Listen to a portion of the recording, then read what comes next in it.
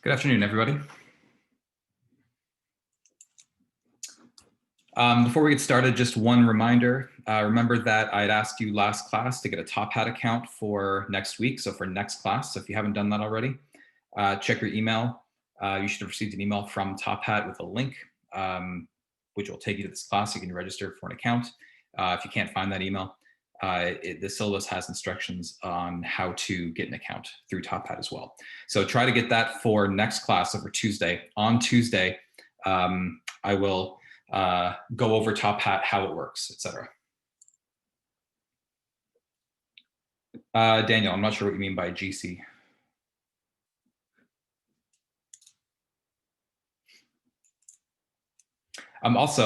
I have uploaded the first lecture onto YouTube. There's a link to that video, to the lecture in the, I think it's the recorded lecture section in the module section. Oh, okay, you're asking other students. All right, I didn't realize that. Okay, so let's get started. I've got a few slides to finish up on from the last lecture, so we're going to do that first.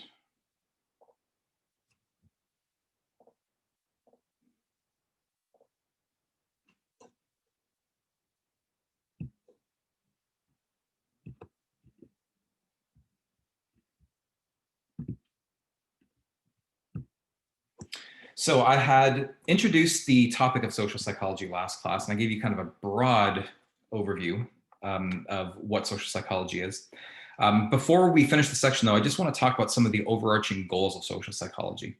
Because when the field was developed in the late 1800s, early 1900s, it was really developed with an eye towards developing or improving social problems. So for instance, reducing discrimination and aggression and increasing pro-social behavior and things of that nature.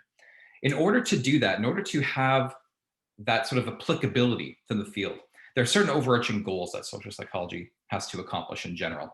And these goals are shared by pretty much all of any different type of science as well. First off, we want to be able to explain behavior. Just like in physics, we want to be able to explain why objects move the way that they do, for instance. In social psychology, we want to explain certain behaviors.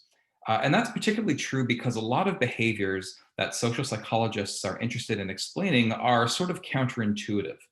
They don't seem to make a whole lot of logical sense. Just to give one example, if you take something like prejudice and discrimination and racism in particular, this sort of behavior doesn't really seem to make a whole lot of logical sense.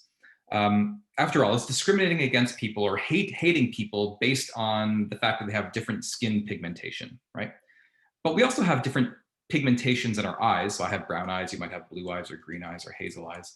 And despite the fact that we have different pigmentations in our eyes, very few people hate someone else just because they have a different color eye than them, right?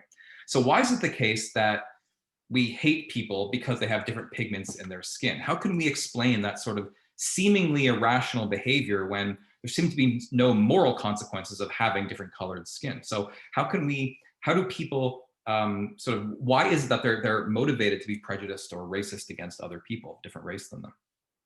It's seemingly irrational on the surface. When we understand a little bit of social psychology and we understand some of the underlying motivations that people have, what we're going to see is that acting in a prejudiced or racist way satisfies certain underlying motivations that people have. And so if we want to understand, if we want to try to reduce prejudice or racism in the real world, we need to understand why it exists.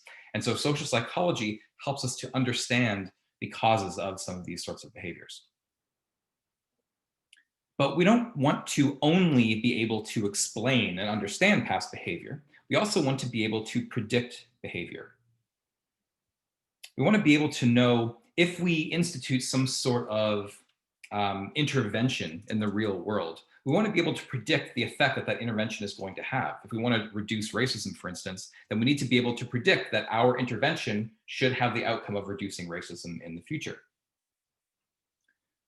A failure to be able to predict the consequences of some sort of intervention can have some unintended consequences. I'll give you some examples.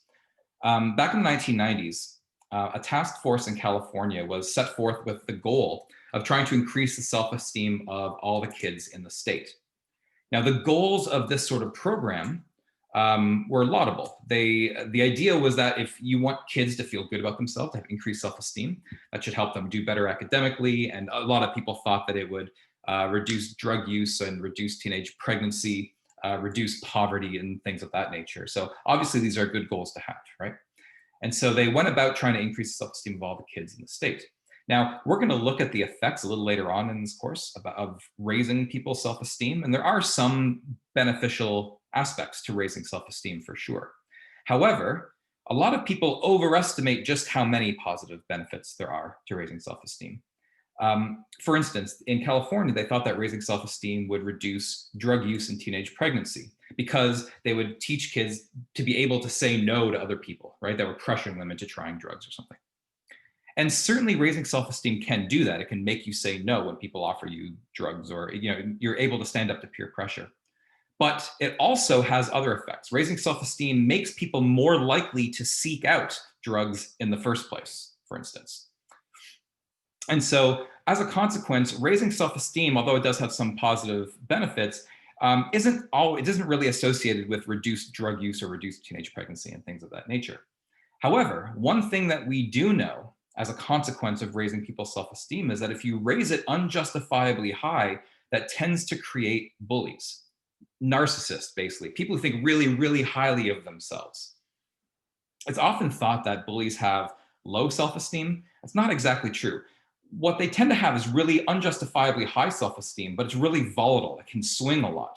And so if you have this unjustifiably high self-esteem and someone criticizes you, well, that's not consistent with your worldview of yourself. And so what people tend to do is they lash out against the person that criticized them. So in other words, raising really high self-esteem can have the accidental side effect that it can create bullies. And so what might have accidentally occurred with this task force in California is that by raising the self-esteem of all the kids in the state, they might have accidentally created a whole bunch of bullies in that state. But the only way that you could know that that would happen is to be able to predict these things ahead of time. And so in social psychology, we want to be able to predict behavior before it occurs. I'll give you another example. I'm sure a lot of you have gone through the DARE program. This is an anti-drug program that a lot of people go through in high school or something, right? Or earlier. Now, the goal of the DARE program, of course, is to reduce the likelihood that kids will use drugs, right? Okay, well, that's a good goal. We don't want kids using drugs. The problem is that a number of studies that have been conducted looking at the effectiveness of the DARE program have shown that the DARE program doesn't seem to reduce the likelihood that kids use drugs. In fact, there's some research suggesting that kids who undergo the DARE program are slightly more likely to try drugs than kids who don't. And in this country, we spend millions and millions and millions of dollars on this program, which means we're effectively spending millions and millions and millions of dollars to teach kids to do drugs, which is not really what we meant to do, right? Now, part of the reason for this, why this happens, is that as part of the DARE program, one thing that people do is they'll say, like, imagine that your neighbor comes to you and tries to sell you drugs, or your classmate comes to you and tries to sell you drugs. And they have all these hypothetical scenarios. And now the idea is that you're going to teach people how to say no to people who are offering them drugs, right? But what often happens is that the students who are in this program who keep hearing about all these hypothetical people selling them drugs start thinking, man, everyone's doing drugs but me. Maybe I should look into this and try them. As a consequence, as I said, there are some studies suggesting that people might be slightly more likely to try drugs after taking the DARE program. So again, we need to be able to predict the effects of these sorts of interventions. And in order to do that, we have to have an understanding of what influences people. We have to have an understanding of social psychology.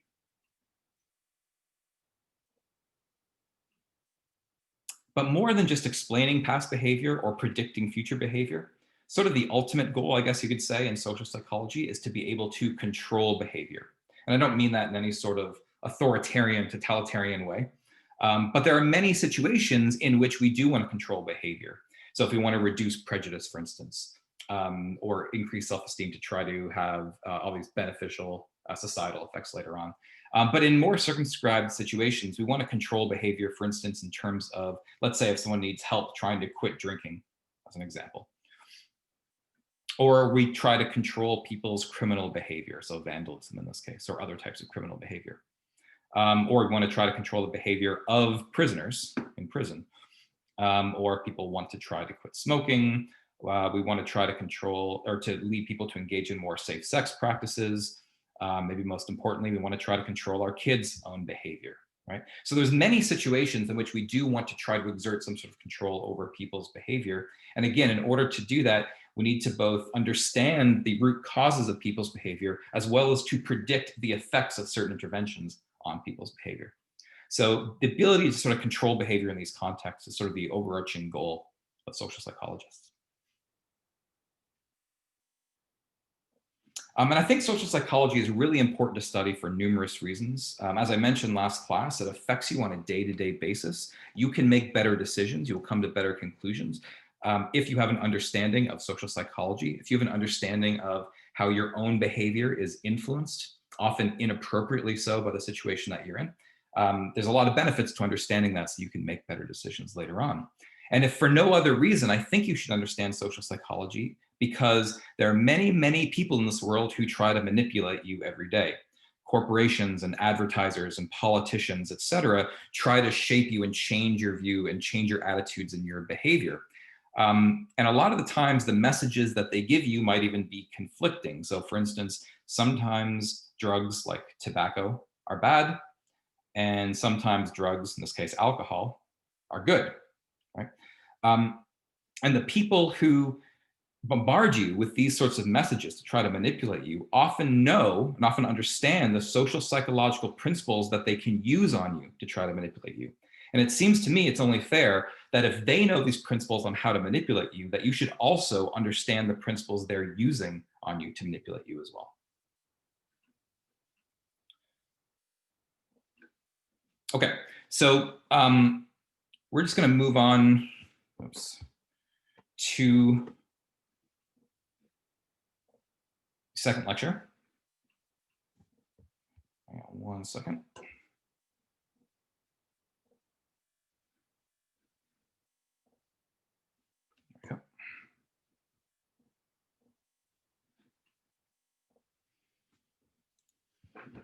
So hopefully, if you have at least an appreciation for why it's important to understand social psychology, I want to talk a little bit about how it is that we go about studying social psychology. In particular, what I want to focus on this lecture and next lecture is on the importance of using the scientific method, the importance of empiricism when studying social psychology. What empiricism means is basically it's learning through observation or experimentation. In other words, we don't just come up with theories off the top of our heads and throw them out there and we think that's how people behave. We observe people in a rigorous manner. We engage in the scientific method to come to justifiable conclusions about why people behave the way that we do. And so I want to make a case today and into next week about why this is crucial to use empiricism when studying social psychology. But this raises a question, because if social psychology is all about human behavior, well, most of you have been on this earth for a couple decades or so. It should be obvious to you, right? I mean, you've been in all sorts of different situations, all sorts of different contexts. It should be obvious to you how you're manipulated, how you're affected by variables, right? So in other words, isn't social psychology simply common sense? And if so, then why do you need a class to tell you how you're influenced by different situational factors? I mean, if we think about this, we even have entire books of quotations in the English language that describe how people behave or how they should behave. So for instance, we already know that opposites attract, or that out of sight, out of mind, or that you should look before you leap, or that too many cooks spoil the broth, or that the pen is mightier than the sword. And there are hundreds and hundreds of these sayings that describe how people behave or how they should behave, right? And if we already have this book of quotations, why do we need social psychology at all? I mean, certainly this perspective that social psychology, or I guess more globally, social sciences, our common sense was a view that was expressed by a critic of the social sciences, Colin Murphy, who said the following, that the social sciences turn up no ideas or conclusions that can't be found in any encyclopedia of quotations, as I just showed. Day after day, social scientists go out into the world. Day after day, they discover that people's behavior is pretty much what you'd expect. And therefore, why do we need a field like social psychology? Well, let's put this idea to the test. So in Canvas, if you go to the module section right now, there's a subsection in there called handouts. And in that handout section is a true false quiz. I want you to open up, it's a PDF. I want you to open up that PDF and I want you to take the next 10 or 15 minutes or so to go over that true false quiz. It's not something you're going to turn in or anything. For each question, you're just going to respond true or false. So it's going to be a statement about human behavior and you're going to say whether that statement is true or not. And in about maybe 12 or 15 minutes or so, we're going to go over that and we're going to see how you did. Okay. So if you want to do that now, and again, you're not turning this in. So, you know, if you want to talk to a friend or whatever while you do this, that's totally fine. But take the next 12 or 15 minutes or so to fill in what you think the answers are to those 30 questions in that true false quiz. Okay. Again, that's in the module section on Canvas.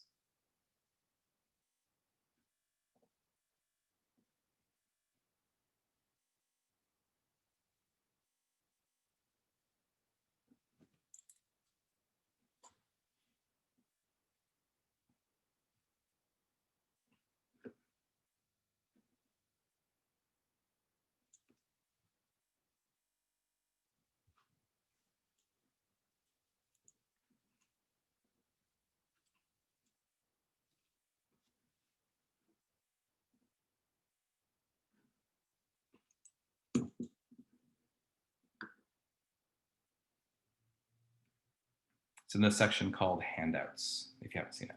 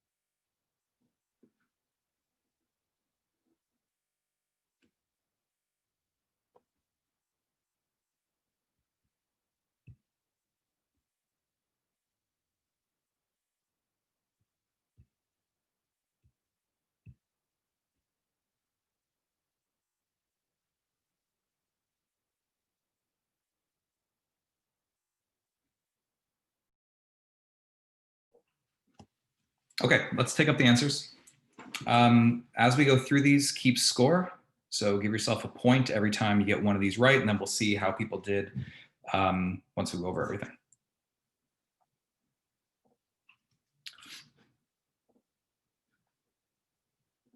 Okay, so if I can pull this out. All right, question number one, and I would like to see what your responses are. So you can write true or false in the chat once I go over the question, and we'll see how people do. Number one, promising and delivering reward to people for doing an enjoyable activity should, in the long run, make them enjoy that activity even more. Is that true or false?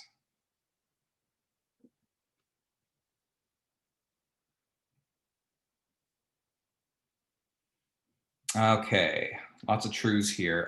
Turns out that is false, due to something known as the overjustification effect, which we're going to look at later on. It actually tends to make them enjoy that activity even less. So that is false. Question number two, people tend to underestimate the extent to which other people share most of their opinions, attitudes, and behaviors. True or false? Okay, getting mostly truths there. Nope, that's false. People tend to overestimate the extent to which they share most of their opinions. That's due to something called the false consensus effect. We're going to look at that later on as well. Question number three, we tend to see the people in our own groups as more diverse and different from each other than we see people in other groups. True or false? Okay, kind of a mix of answers here. That tends to be, people in our groups, it tends to be true. That's due to something known as the outgroup homogeneity effect. We'll look at that when we look at stereotyping later on. Question number 4, seeing a picture of a person from a stereotyped group for only a fraction of a second can trigger thoughts of the stereotype. True or false? Yeah, most people get this one. That is true. We're also going to look at this when we look at stereotyping later on. Number 5, if 10 people are all telling you the same thing, you are more likely to conform publicly to their opinion than if just 5 people are all telling you the same thing. All right, lots of truths on this one. Unfortunately, you guys are all wrong. That is actually false. It is true that the more people that are doing something, the more likely we are to conform up to a point, but that point is like up to about like 4 or 5 people. After that, it doesn't much matter if there's 4, 10, or 20. That's why that answer is false. We're going to look at that when we look at conformity. 6, once people have rejected a large request, they become more likely to agree to a smaller request.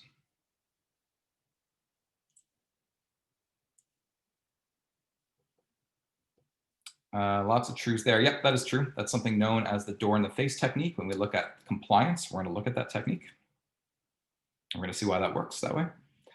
Number 7, when like-minded people discuss an issue, their opinions tend to converge toward the middle.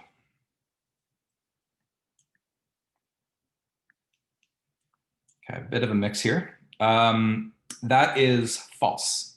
What typically tends to happen is due to something known as group polarization, which we'll look at later on. When people with a similar opinion get together to discuss an issue, they tend to all get more extreme in their opinions. So we'll see that later on in this course. Number 8, simply having other people around tends to make individuals perform better on easy tasks.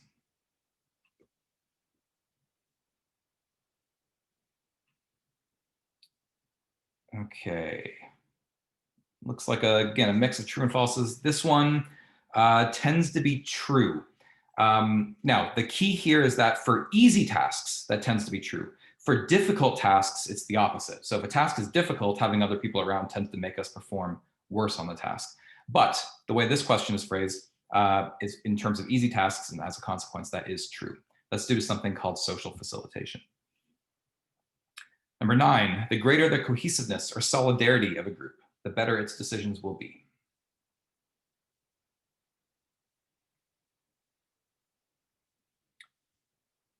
Okay, so a lot of truth there. That tends to be false. In fact, what often happens is that when you have really cohesive groups, their decisions often can be really bad for reasons that we're going to see later on when we talk about groupthink. Number 10, exposure to aggressive models in the media increases aggressive behavior among viewers of the aggression.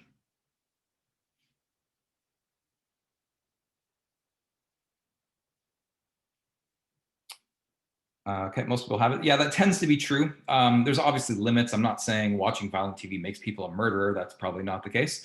But certainly it is the case that in the short term, for certain types of aggression, watching violent media can make people more aggressive. We'll look at that when we look at the aggression section. 11, lottery winners tend to be happier than non-winners.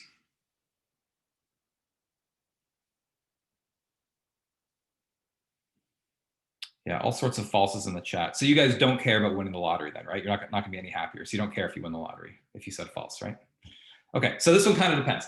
In the short term, absolutely they're happier, right? If you've ever seen someone win the lottery, they are jumping up and down and screaming for joy. They're absolutely happier than non-winners. However, in the long run, they are not any happier than non-winners. There's a lot of really interesting research around this topic about what makes us happy and how we're really bad at knowing what makes us happy. What tends to happen is that, and I'm going into a little more detail on this one because we're not going to talk about this one later on in class, but we tend to have this psychological immune system. And what that means is that if we encounter an event that leads us to deviate from our baseline, something that makes us really happy or really sad, our body tends to fight that and tries to bring us back to baseline. So when things make us really happy, we can be happy in the short term, but over time we revert back to our baseline levels. And same thing, if something makes you really sad, over time we tend to return to our baseline levels. There are some exceptions to that, like death of a spouse, or people who are depressed can have lower levels. But for the most part, if something happened to you more than about 3 months ago, it has almost no influence on your happiness, with just a few exceptions. In fact, they've even done studies showing that if you take someone who has become a paraplegic, say because of an accident or disease or something. So they have no use of their limbs, for instance. They are no less happy than people who have won the lottery after about a year. In other words, if you win the lottery or become paraplegic, it doesn't much matter to your happiness about a year later. So we're going to call that one false. Okay, number 12. Putting on a happy face, so in other words, smiling when you're not really happy, can make you feel more positive.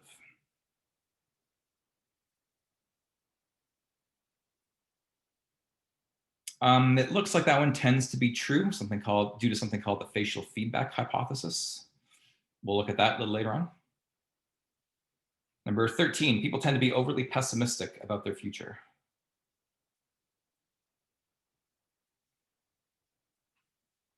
Wow, lots of truths here. No, that one tends to be false. If anything, we tend to be overly optimistic about our future, something known as unrealistic optimism, which we're going to see in a couple of weeks. 14, people who have a lot of friends tend to live longer.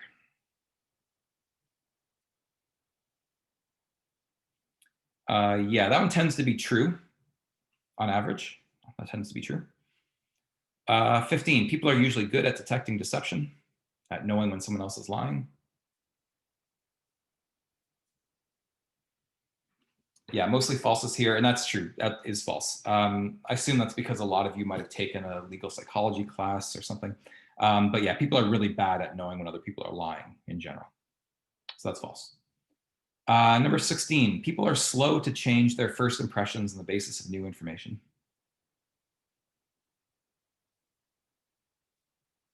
Yeah, mostly trues, and that is true. When we look at social cognition in a few weeks, we're going to see why that's the case. Number 17, members of low status stereotyped groups have lower self-esteem than members of high status groups.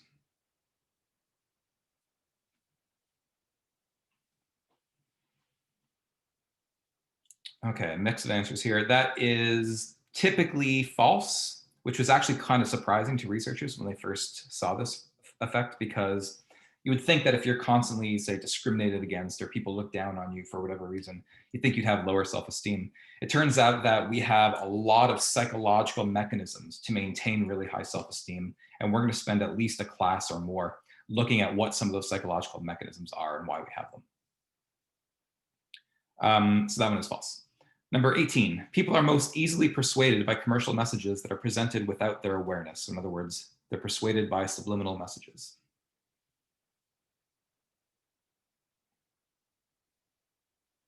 Lots of truths. Turns out that's false. People think that subliminal messages work. In fact, except in very specific circumstances, in very, very circumscribed circumstances, they work. But for the most part, they don't work at all. If you're exposed to subliminal messages below your level of awareness, it has virtually no effect on you, with just a couple exceptions I'll discuss when we talk about persuasion. Number 19, the more money you pay people to tell a lie, the more they will come to believe it.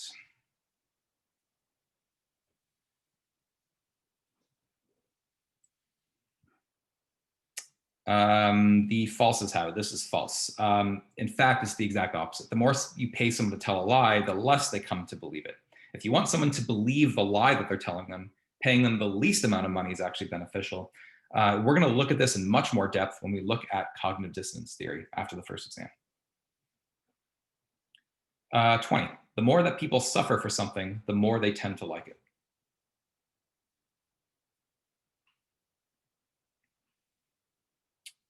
Okay, it turns out this one is true. Again, we're also going to see this in the same section when we look at cognitive dissonance as to why that's the case. 21, people cheer louder when they are part of a group than when they cheer alone. Okay, almost all truths. This one sort of depends. I imagine that a lot of you are saying this because if you go to a concert, a sporting event or something where there's a lot of people, then people really get into it and cheer really loudly or something. That being said, there are studies that show the exact opposite. So they've conducted some studies where you can take people and you put them in a private room by themselves and you ask them, you tell them to clap as loudly as they can or cheer as loudly as they can or whatever. And for half the people, you tell them they're alone. For the other half of the people, you tell them that there are other people in identical booths that are also clapping and cheering, and they're going to combine all their cheers and claps together. And when you do that, what you find is that people who think there are other people with them don't clap as loud. They don't cheer as loud. They slack off a little bit. And for that reason, we're going to call 21 false. Even though there might be some situations in which 21 is true, we're going to call it false for our purposes now. Number 22, people who brainstorm as a group come up with more ideas than people who work individually.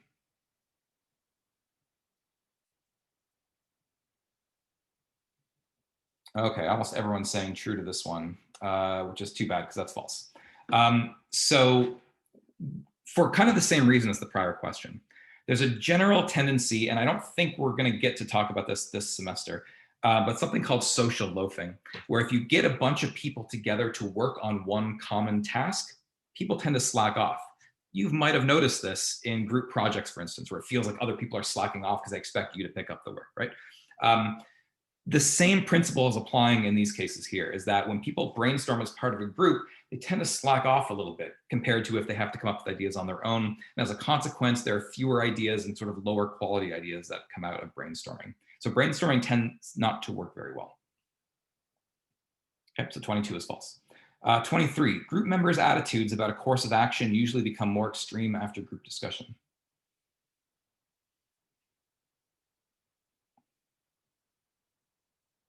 And lots of truths. I actually mentioned this a few minutes ago that is true. If you get people like-minded people together and they all discuss an issue, they tend to get more extreme. It's the same principle operating here due to something called group polarization, which we'll look at later. So that is true. 24, people prefer to be alone in times of stress.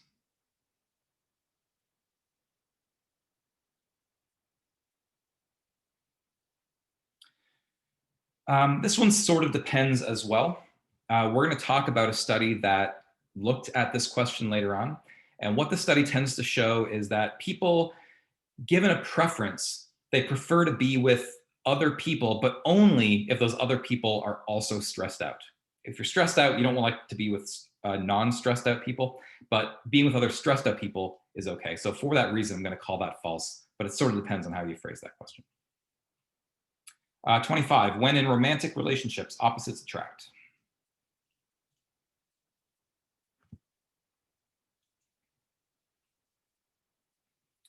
Lots of falses here, and that does tend to be false, yeah. For most qualities that researchers have looked at, the more similar two people are to one another, the more they tend to like each other.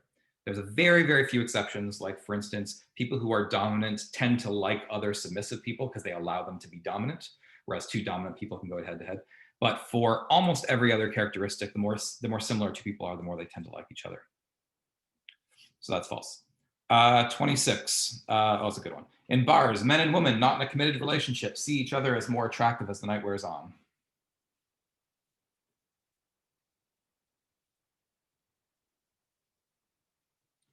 Okay, so this one is true, but it's not necessarily true for the reason you think. Okay, this is not like a beer goggles effect or something along those lines. There's actually a psychological effect going on here. And if we have time, I'll talk a little bit about that when we look at attraction. We're going to see what that effect is. 27, attractive people have a better chance than unattractive people of getting help when they need it. Lots of truths. Yeah, unfortunately, that is true. When we look at helping, we'll see that. 28, blowing off steam by engaging in aggressive activities, such as, let's say, violent sports, makes people less likely to aggress later.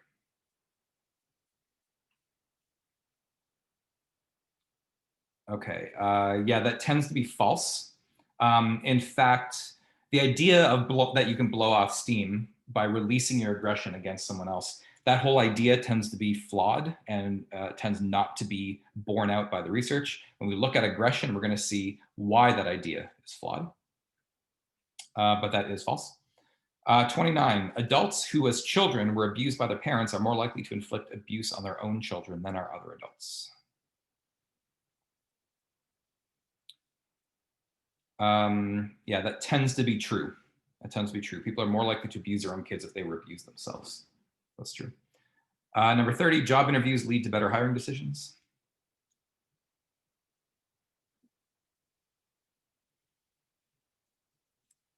Now, this will partly depend on the nature of the interview, but for the most part, what research in IO psychology tends to show is that interviews tend not to lead to better hiring decisions. There are a number of reasons for that. When we look at social cognition and how people form impressions of others, we're going to see why that's the case. Okay, that tends to be false. Okay, so what I want you to do is add up your score. Give yourself 1 point for every one of these you got correct, and then add up your score. It'll be a number out of 30. I'll give you a second to do that.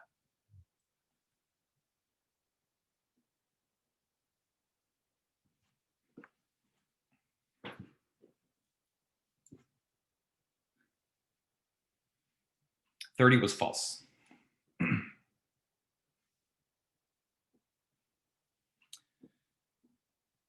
Okay, so once you've added up your score out of 30, let's see, I'm not quite sure the best way to do this. If you want to, feel free to type in your score in the chat. You don't have to, but if you want to, feel free to do that. So I can get a sense of how people did.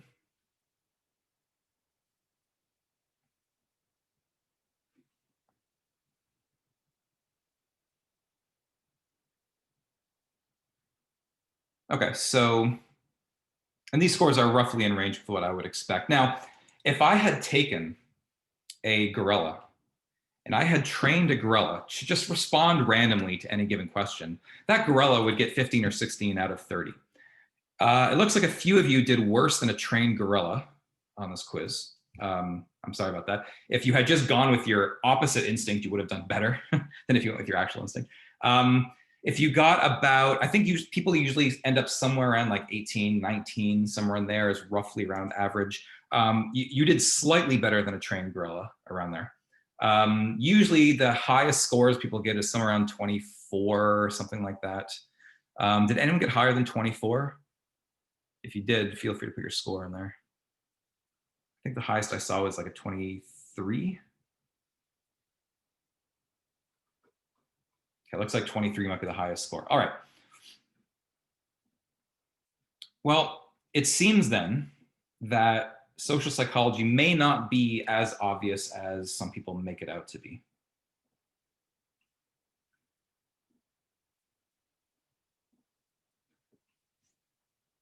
But, and I guess whoops, let me just skip over all these.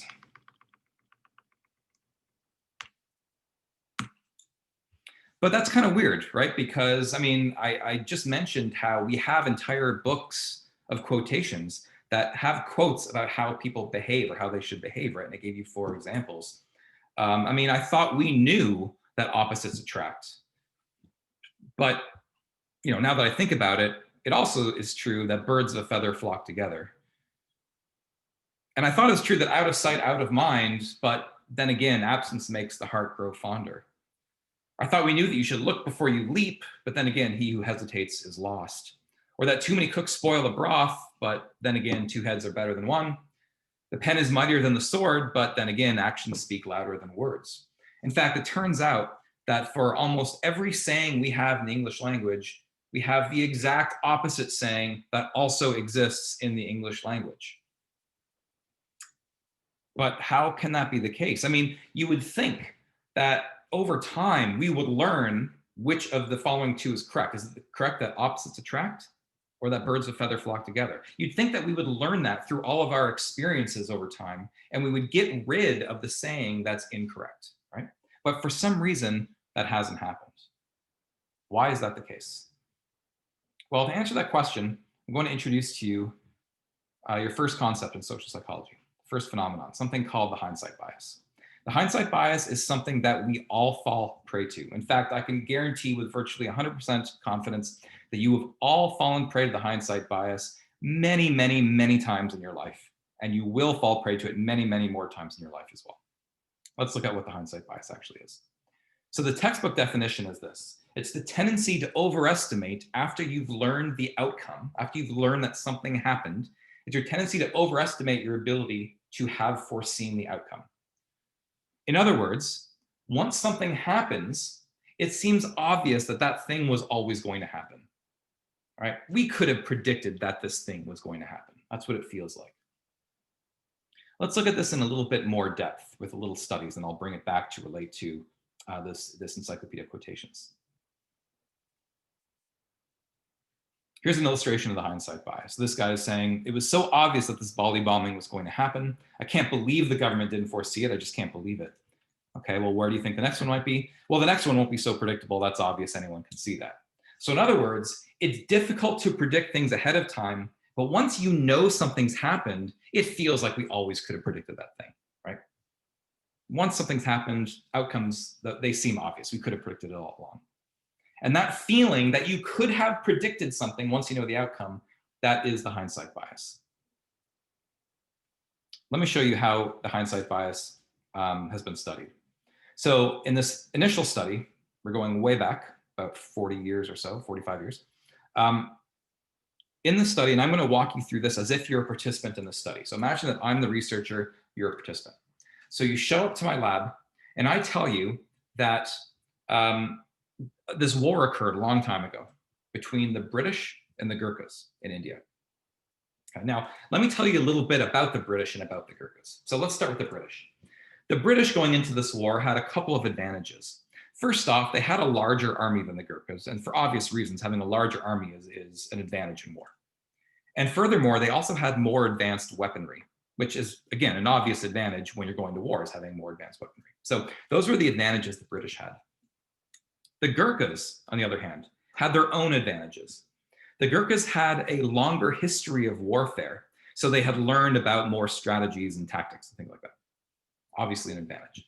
Furthermore, the Gurkhas also had a better knowledge of the terrain on which the battles were going to be fought, and so they can use that to their advantage. So obviously the British have their advantages, the Gurkhas have their advantages. Now, in what actually happened is that when the war was fought, the British actually won. But just imagine for a second that I didn't tell you that, okay? So based on your knowledge of what the advantages the British had, the advantages the Gurkhas had, based on that knowledge, what would you have predicted a minute ago? What would you have predicted? Who would have won that war? Okay, now that's what I tell half of you.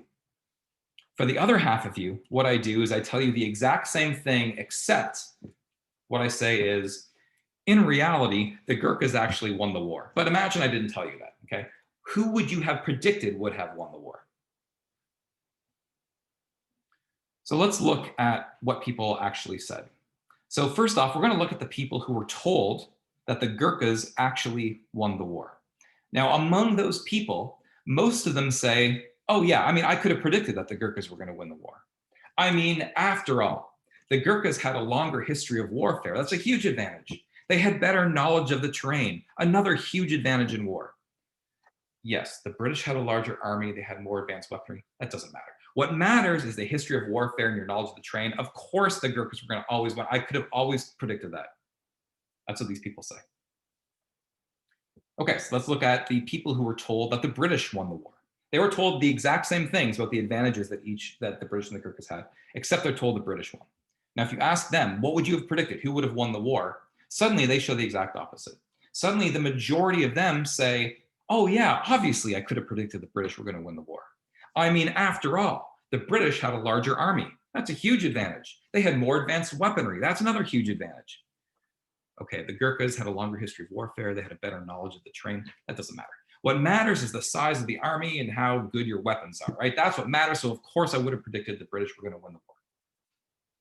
This is a demonstration of hindsight bias, because what's happened here is that the knowledge of who won the war is biasing people's decision-making process. If they're told the Gurkhas won the war, they start reinterpreting all the evidence they were given before. If you know the Gurkhas won the war, you start thinking that the advantages the Gurkhas had are obviously superior to the advantages the British had, so obviously the Gurkhas were going to win. But if you were told the British won the war, you start thinking the opposite. You start thinking, well, the advantages the British had outweighed the advantages the Gurkhas had, so of course you would have predicted the British were going to win. Your knowledge of who won the war biases the way that you interpret that information. It makes you feel as if you always could have predicted that all along. Let's look at another demonstration of the hindsight bias.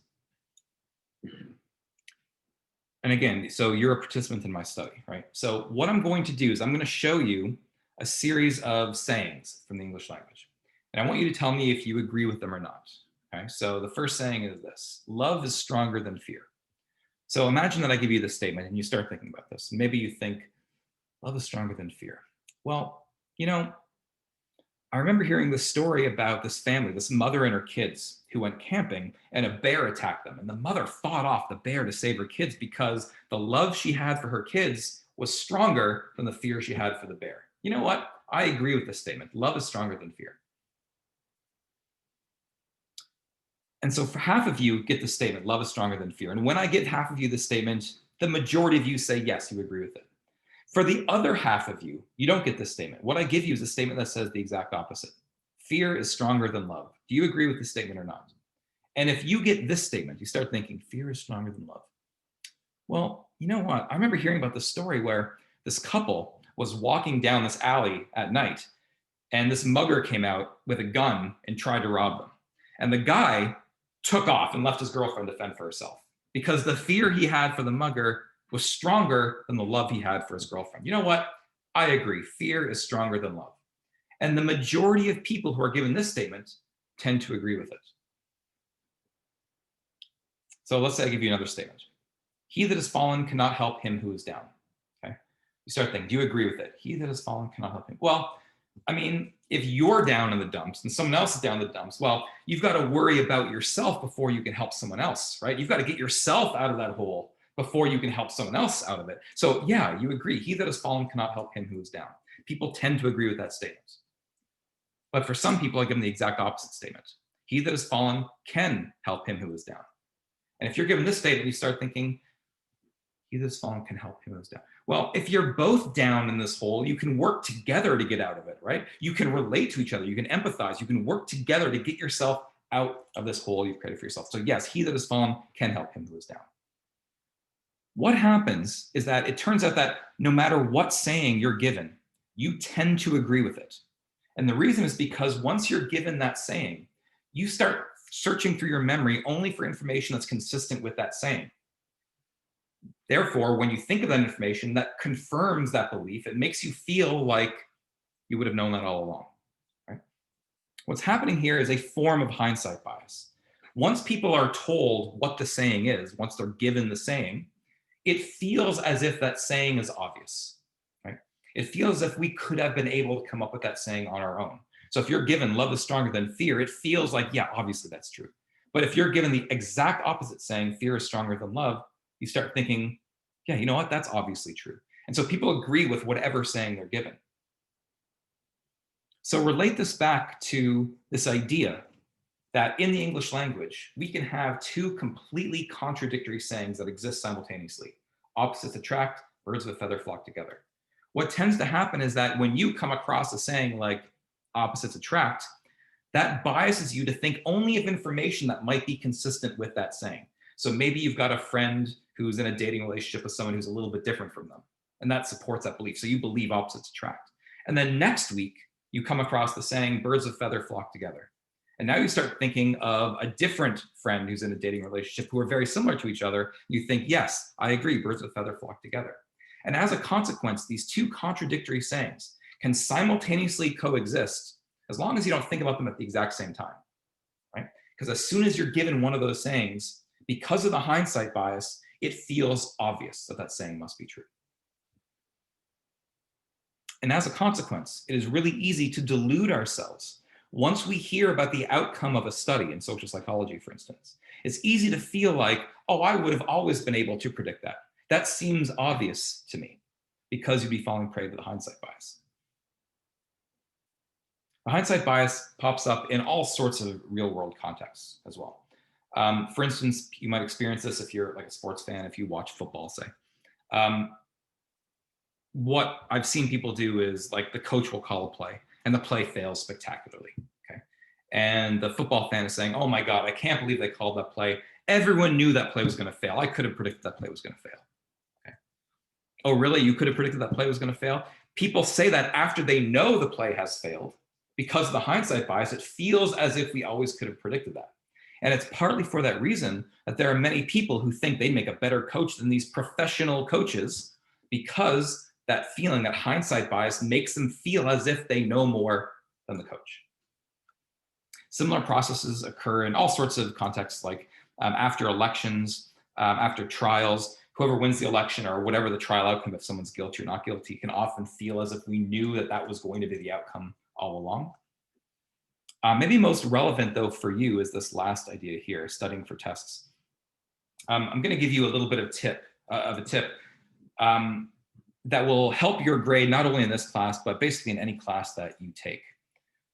Because if you're like most people, when you study for an exam, let's say you're given a study guide, right? Or actually, let's say you're not even given a study guide. Let's say that when you're studying for an exam, what you'll do is, first thing you do, you open your notes. Or actually, let's say this. Let's say you are given a study guide. And the first question is, what is the hindsight bias, right? And so you go to your notes and you open up your notes and you find the definition of the hindsight bias. It's a tendency to overestimate after knowing an outcome, your ability to have foreseen that outcome. And you say, oh yeah, I would have been able to come up with that definition on my own. And so you feel as if your studying is done, right? You know the material. Then you get to the exam and the first question is, what is the hindsight bias? And all of a sudden you blank. What happened in this case is you fell prey to the hindsight bias, because once you know what the definition is, you start to think, oh yeah, I could have come up with that on my own, right? You tend to overestimate your ability to have come up with that definition. And so you feel as if you're done studying. And for this reason, I suggest that when you study in class, including in this class, that if you have a study guide, don't even look at the study guide. Open up your notes, go through everything, okay? When you feel like you know the material, put your notes away, put your textbook away, and pull out the study guide. And now see if you can answer the questions on the study guide without going to your notes. Because now, if you've overestimated your ability to have come up with these definitions, for instance, you'll know that when you're trying to answer the question on the study guide. And so in this class, I'm going to give you study guides before each of the 4 exams. And these study guides are composed with a series of just questions for you to answer. I'm going to strongly recommend that when you study for exams in this class, that you use this strategy, that you don't even look at the study guide until you go over all your notes. And then when you're ready to test yourself, put your notes away, bring up the study guide and see if you can answer them that way. That way you won't fall prey to the hindsight bias. Okay? So that tip can improve your scores on exams in basically every class. Don't fall prey to the hindsight bias.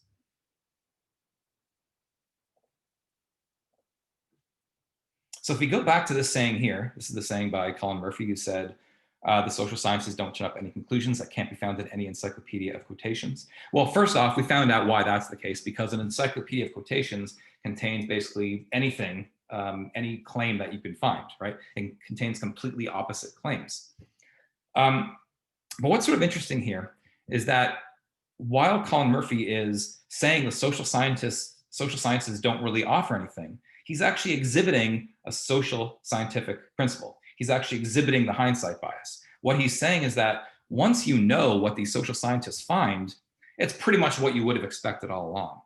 Well, that's the hindsight bias, right? Once you know what the outcome of a study is, it feels as if that outcome was obvious all along, when in fact, that's not always the case. In fact, social psychology is full of counterintuitive findings. Hopefully, as we've seen from that true-false quiz, there's a lot of things that aren't quite so obvious.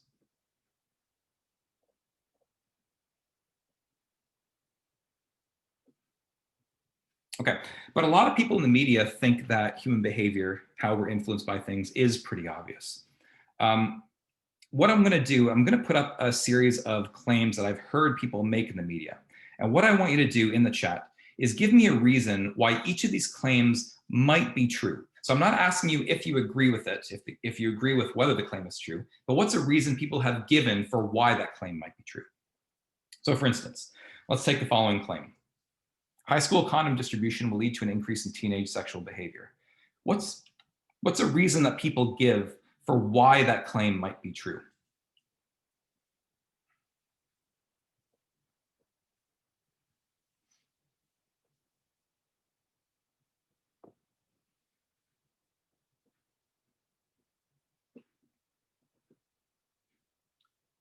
Someone in chat, give me some reasons. What are the reasons that people give for why that might be true?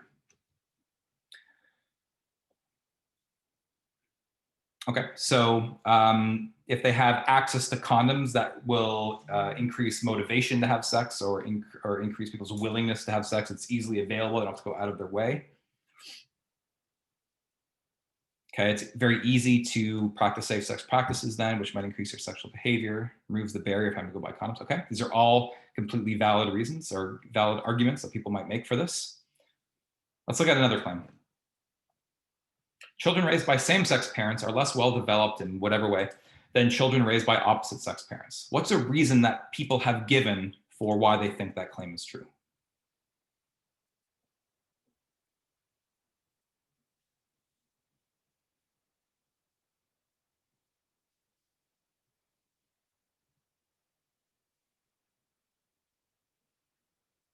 And again, I'm not asking you whether you actually believe in the claim, but just what's the reason people give for why the claim might be true. Okay, so I think what people are getting at is something like some people claim that people need a male influence and a female influence in their life, and same-sex parents may not give them that sort of balance. They don't have both sides of the spectrum, okay? Okay, let's look at a third claim. Pornography increases the likelihood of rape. What is the reason people have given for why that might be true?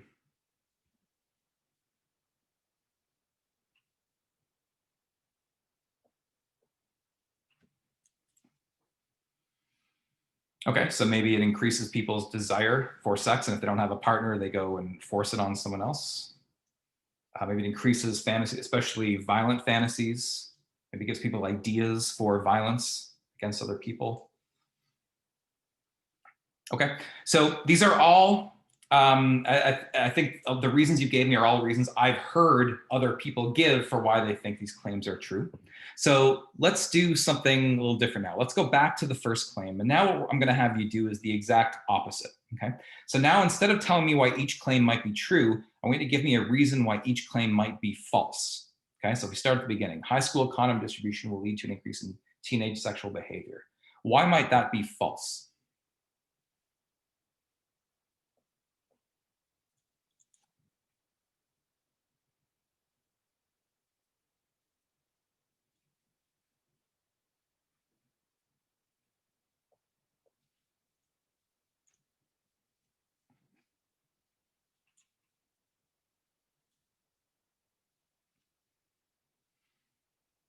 Okay. So having condoms doesn't increase the desire to have sex. If teenagers are already thinking about sex, it's not going to make them think about it anymore. Maybe if they're available, teens won't want to use them. Okay. If you're encouraged to do something, you want to do it less. That's actually a social psychological principle, something called psychological reactance that we're going to learn about later on in the course. They see sex as a responsibility. Okay, that's an interesting one. Okay, all valid. Let's go to the second claim. So children raised by same-sex parents are less well-developed than children raised by opposite-sex parents. Why might that claim be false?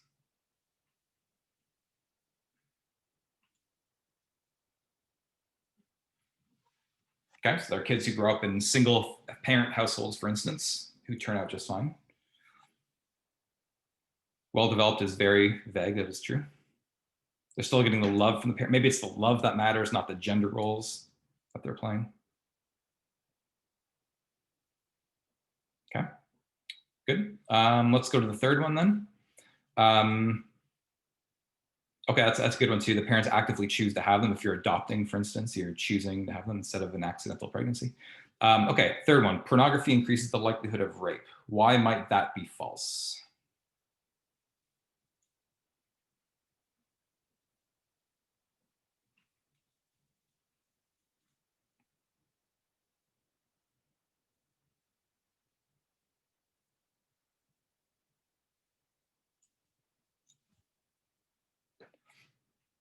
Okay, maybe the desire to, or having these urges to rape are independent of pornography. They come from somewhere else.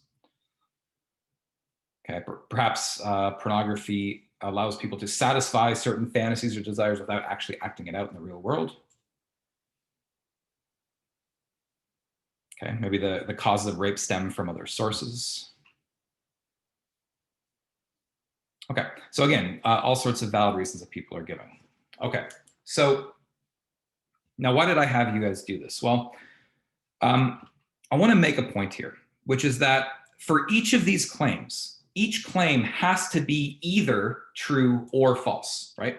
It can't be true and false simultaneously. It has to be either true or false. And yet, for each of these claims, you guys gave me numerous reasons why each claim might be true or why each claim might be false. And what that means is that at the very least, at least half of the explanations you all gave me are complete nonsense, right? They have to be wrong. Because if a claim is true, then all the reasons you gave me for why it's false have to be wrong, right? So at least half of the explanations you gave me have to be incorrect. And yet, they all sound pretty reasonable, right? They all sounded logical. Now, the point I'm making is that what this shows is that you can't determine whether a claim about the real world is true or false simply based on how rational the arguments are, or how logical they sound, I should say. Okay? Because all of the explanations you guys gave me sounded rational, they sounded logical, and yet we know half of them have to be false. We can't simply argue our way to the truth, in other words. And yet, in the media, that's exactly what happens.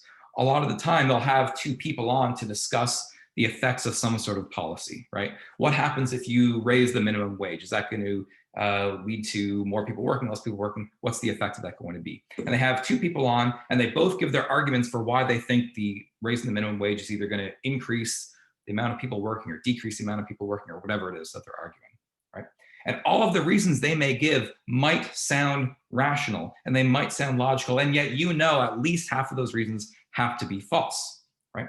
And so what this is showing, again, is that we cannot determine the truthfulness of a statement simply based on how rational the arguments sound to us. And it's for that reason that social psychology has to rely on something more than simply argumentation. If we want to know whether high school condom distribution increases teenage sexual behavior, we can't simply come up with arguments for it. We have to go and test it in the real world. That's the basic idea here. Okay, I'm actually going to end things here. Just I want to make sure I have time to get through this next class. So I'm going to stop class here. Remember, for next class, make sure to get a Top Hat account, and I'll walk you through exactly how to use Top Hat on Tuesday. Okay, I'll hang around here for a few more minutes if people have questions or anything you want to discuss with me. Other than that, have a great weekend. I'll see you guys on Tuesday.